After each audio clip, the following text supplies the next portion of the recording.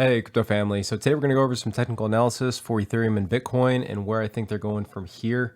Now, today you may have known CPI numbers came out and they're actually worse than expected. So inflation rose 9.1% in June in the US, while people were expecting 8.8%. So basically what happened with that, I have the 8-hour chart here up on Ethereum. Basically, you saw this huge wick to the downside, near $1,000 on Ethereum, and then actually rebounded nearly $1,000 back up to over $1,100. So a lot of whipsaw action, but we did have that initial $1,000 drop at 7:30 a.m. Central Standard Time once the numbers came out. So again, always look for that volatility around these CPI numbers if you're anywhere in the UK or anywhere around the world, because there is volatility anytime they are announced. Now, what we have right now for Ethereum, I do have a lot of analysis I had in the past. So I had the inverse head and shoulders that got rejected. Actually sent us to the downside for the RSVP extractor. Had a little red diamond here with the stock RSI. Actually overbought as well. Sent us to the downside. Now we have this big support here around this 1040 level. Since then, that 1040 had held support, went all the way up, retested this resistance that we had around that 1250 level, rejected there, and then I thought we were going to get a temporary bounce here at 1165. You can see it was resistance here, support here. I thought it'd be support again, but too much negative news and not enough buyers. Sent it straight down to our support near this 1040 level again.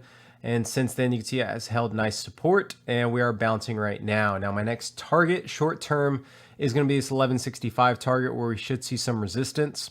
From there, I'm thinking we're going to retest around this 1250 level and then hopefully break it to this next major resistance of 1430. Now, right, we have playing for the bull side. We have the stock RSI that was near the bottom. It is rebounding to the upside, as well as this support here around 1040 that bounced multiple times before that. So will it be enough? We'll have to see, but that's what I'm looking at right now. Now to the downside, looking at support at 1040, and then below that, going to look at our next major support of around 950 and then 880 respectively. So these are good B levels to DCA into.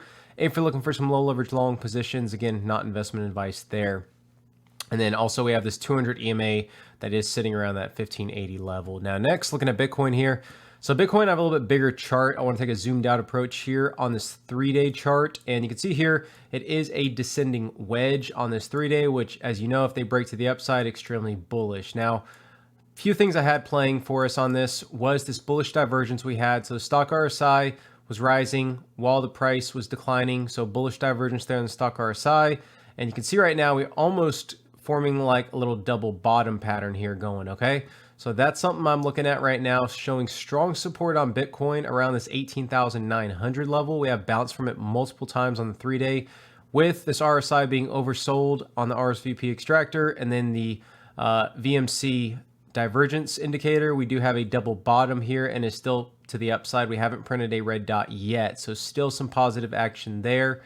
But we need to maintain this bullish momentum if we are to realize this double bottom on the VMC and bullish divergence on the stock RSI up to my target of 25,000, which is still in play here. Now, if we get a lot of bad news, more FUD, and we do send tumbling down past this 18,900 level, next major support is going to be the intersection of this trend line and horizontal support at around this 15,800. I can see this being very, very big support, and then possibly bouncing up, retesting that 18.9 and continuing downward until finally the bottom around 12,300 and then breaking out as descending wedge. That is the bearish scenario. Again, bullish scenario here, we're going to bounce up to this 25,000 level, which was that wick down on May 10th of this year, and then possibly reject it down again, retest of the 18.9 before bouncing out of this descending wedge from there. So again, two big things here I'm looking for. Major resistance, 25K and 30 to 32K is going to be big resistance for us. So big levels for the upside, and then downside I already mentioned. So if y'all had any questions about my TA or any of the indicators I'm using, please go ahead and leave a comment. Please like the video if you liked it, and please subscribe if you haven't. Again, appreciate all my subscribers. Thank you guys so much for watching. Till next time.